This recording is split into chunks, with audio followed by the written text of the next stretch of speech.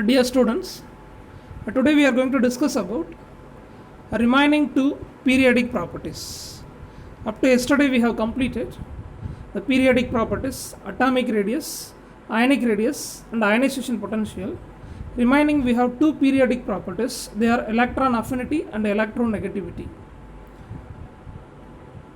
First we discuss about electron affinity. And another name for electron affinity is electron gain enthalpy, and this definition is a public 3-mark question. The question is define electron affinity. Consider this process. We have an element A. A represents an element. Now the element is a neutral isolated gaseous atom. When it accepts an electron, it becomes anion with the liberation of energy.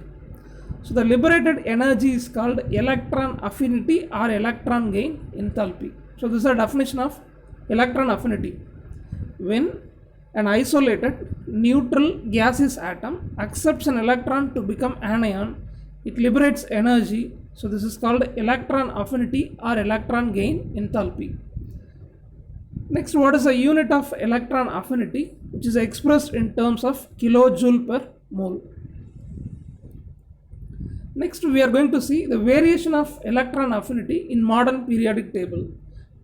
In period as well as in group, how there is a change in the electron affinity value.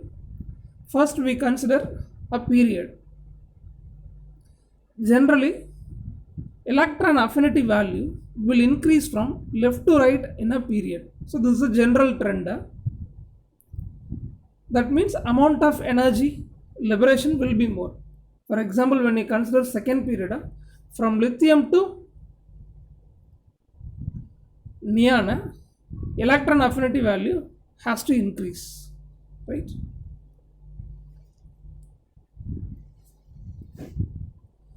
Okay, what is the reason for increase of electron affinity from left to right in a period? As we studied already, atomic radius gradually decreases from left to right in a period because electrons are increasing, number of protons are increasing, the electrons are added in the same cell, so that atomic size decreases. Left to right atomic size decreases, distance between the proton and outermost electron decreases. That means automatically attraction between the proton and electron will be more, right? So left to right atomic size decreases, distance between proton and electron decreases, but attraction increases between proton and electron. In another word, we may say nuclear charge increases or effective nuclear charge increases from left to right in a period. Because of this, electron attracting power will increase from left to right, so that electron gain enthalpy value increases in a period. We consider some elements like beryllium, nitrogen and noble gases. What is a general trend? Left to right electron affinity value will increase. But for these elements like beryllium as well as nitrogen, electron affinity value is almost zero. Not exactly zero, is almost zero. This is mainly due to stable electronic configuration. For ionization potential, we already discussed. The same is repeated here. A beryllium as well as nitrogen are stable atom due to stable electronic configurations. If any atom or an element with half filled or completely filled electronic configuration, which is stable. So beryllium is a stable one because it has completely filled electronic configuration 1s2, 2s2. Nitrogen is stable because it has a half filled electronic arrangement 1s2, 2s2, 2p3. Since these two atoms are stable due to stable electronic configurations, they won't have the tendency to attract electrons, right? So their electron attraction power or tendency will be almost zero. So electron affinity value of beryllium and nitrogen is zero.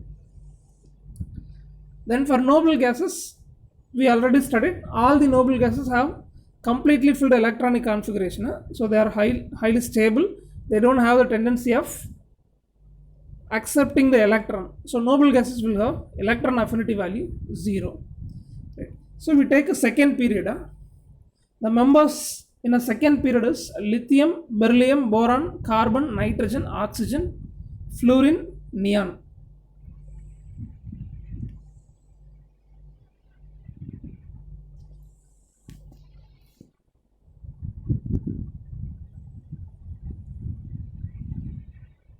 Consider first element in the second period, lithium. When we move from lithium to beryllium, electron affinity has to increase, but it decreases. Why? Beryllium is a stable one due to completely filled electronic configuration. Then from beryllium to boron, gradually electron affinity increases, right? Then boron to carbon, electron affinity increases. Again for nitrogen decreases. Why? Nitrogen has half filled electronic configuration, so which is stable, which does not have the tendency to accept the electron.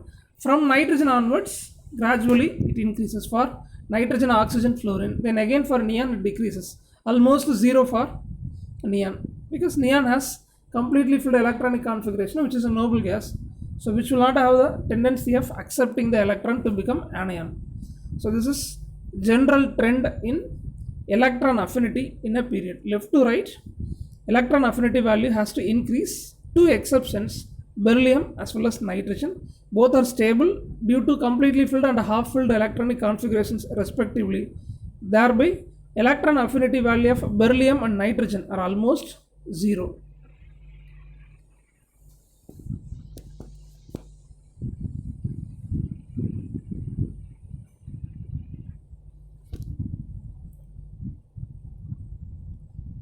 Next, which will have maximum electron affinity value? So in a period,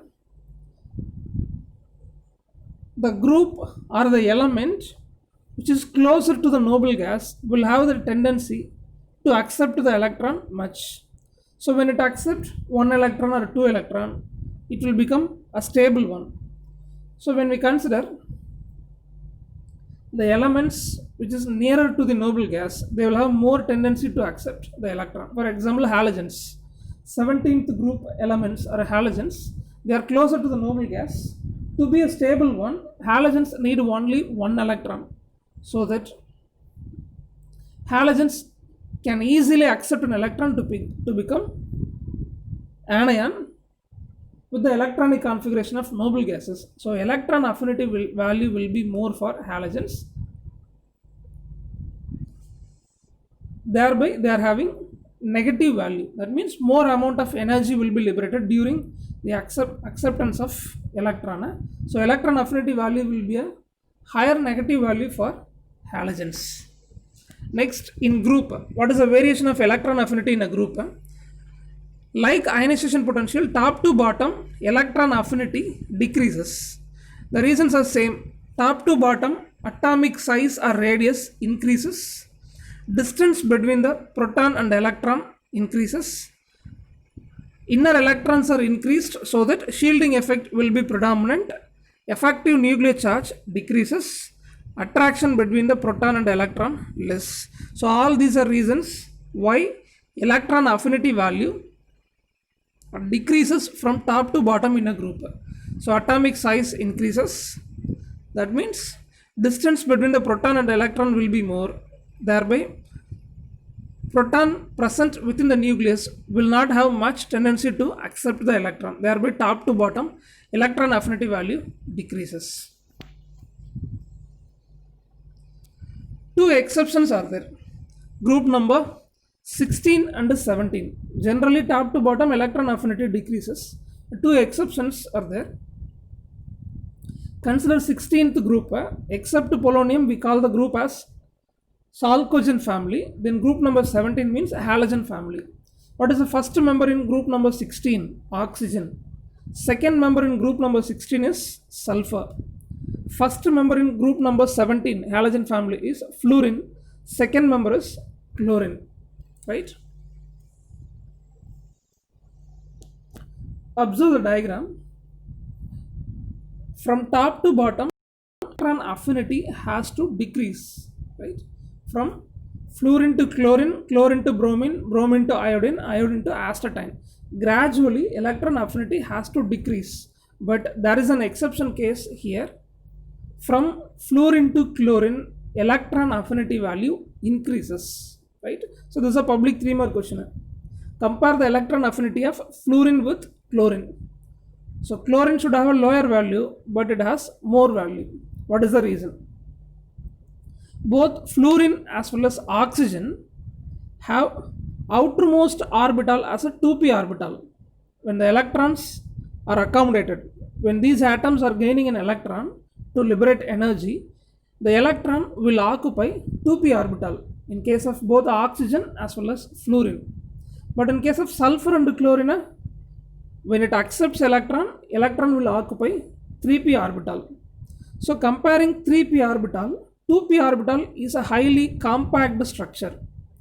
So already size is very small. Fluorine as well as oxygen are having very smaller size than the sulfur and chlorine. Since the size is a smaller one and the orbital is very closer to the nucleus, the fluorine as well as oxygen are having highly compact structure. Thereby, a repulsion will be more among the electrons. When fluorine as well as oxygen accepts an electron, electron repulsion will be there due to very compact structure, right? But in case of sulfur and chlorine, the structure is somewhat a larger one, thereby repulsion will be lesser. So general trend, electron affinity has to decrease from top to bottom, but two exceptions are there due to compact structure. Fluorine has a lesser electron affinity value than the chlorine.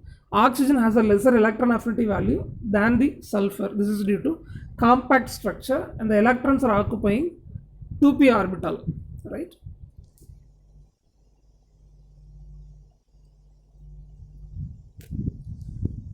So last periodic property, electronegativity.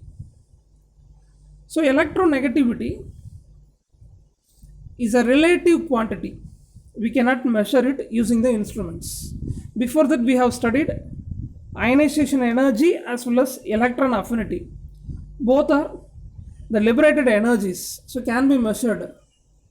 So that we have used unit kilojoule per mole. But this is not a measurable quantity. Electronegativity is just a tendency, right? For a tendency, we don't have any direct method of measuring, right? So this is a public remark. Define the term electronegativity. When we consider a covalent molecule means, for example, hydrogen chloride or hydrogen fluoride.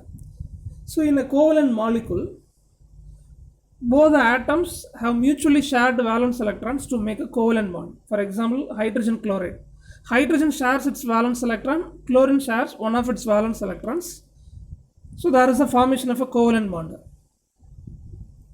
After the formation of a covalent bond, comparing the hydrogen, chlorine has more electron accepting tendency because chlorine is closer to the noble gas, right?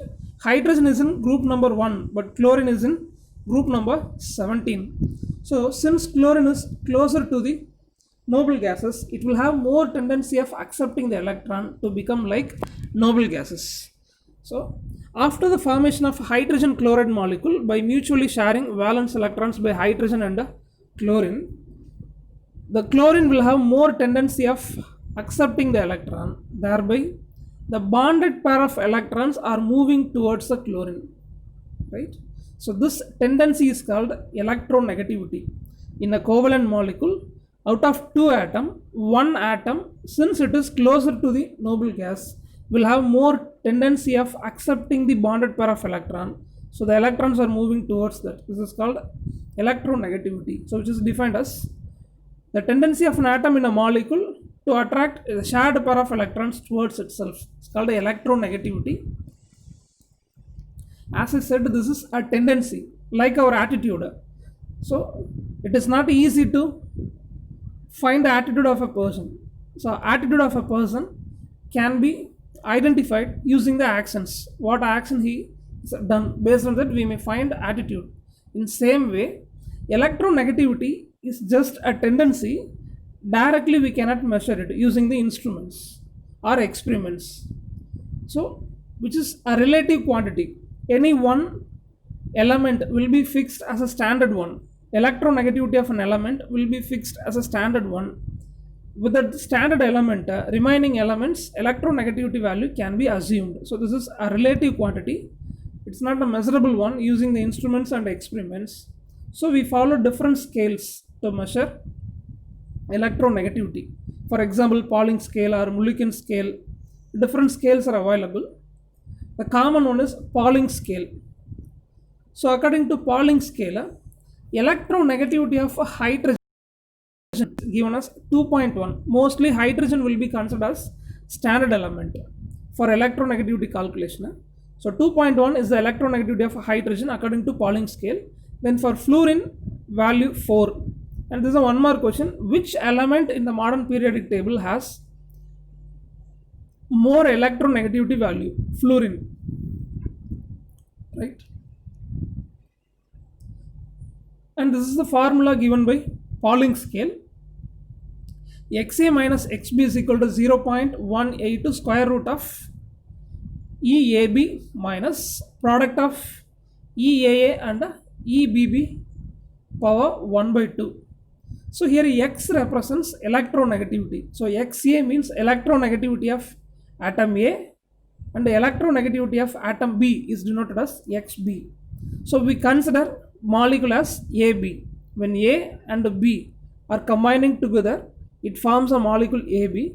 XA represents electronegativity of atom A in the molecule. XB represents electronegativity of atom B in the molecule. Next, EAB means bond dissociation energy. How much energy is required to break the bond between atoms A and B in a molecule? So atom A and B are combining together to form a covalent bond. To break the covalent bond, how much energy is necessary? It's called bond dissociation energy. For the dissociation of bond, how much energy is required? So this is called EAB. In the same way, EAA represents the molecule A2 as well as molecule B2 combines together to produce two molecules of AB. So EAA represents bond dissociation of molecule A2 between the atoms A and A. There will be a covalent bond. To break the covalent bond, how much energy is required? Then EBB represents bond dissociation energy of B2 molecule.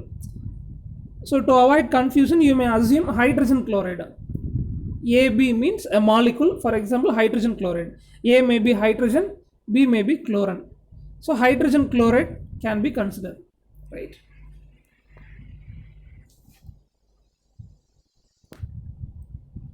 You may consider hydrogen chloride. A may be hydrogen, B may be chloride. This hydrogen chloride will be obtained by combining what? One molecule of H2 and one molecule of Cl2. So hydrogen molecule and the chlorine molecule will combine together to produce two molecules of HCl, hydrogen chloride. So XA and XB are electronegativity terms. Electronegativity of atom A and electronegativity of atom B. EAB means bond dissociation energy in hydrogen chloride molecule. EAA represents bond dissociation energy in hydrogen molecule. Based on example I am saying. EBB represents bond dissociation energy of chlorine molecule between the chlorine atoms. How much energy required to break the bond? So this is a formula. Based on this formula, for any element we may calculate electronegativity, right? So this is based on Pauling scale. Next, electronegativity value of an element is not a fixed one. It's not a constant one. This is mainly based on what is the next element which is bonded with it, right? So we deal with the covalent molecule. For one element, electronegativity value is not a constant. Its value is depending on what is the neighbor element which is in bonding with the element. Then what is the application of electronegativity? Electronegativity is highly useful to predict the nature of bond. The nature of bond may be a covalent or it may be a polar covalent or ionic. Type of bond can be identified easily based on this electronegativity value. Next, variation of electronegativity in period as well as in groups. As usual, like ionization potential and electron affinity, left to right, electron accepting nature increases, so that electronegativity value will also increase. In a period, left to right, electronegativity value increases. The same reasons can be said. Atomic size decreases, electrons added in the same cell, distance between the proton and electron less, proton and electron attraction will be more, nuclear charge increases, so that electron accepting tendency will be more. So if a proton is attracting the electron, well, electron attracting tendency increases, so that left to right electronegativity value increases.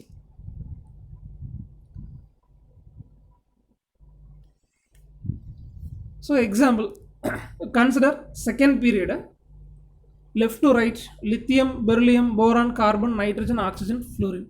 Gradually electronegativity value increases, but for noble gases value 0.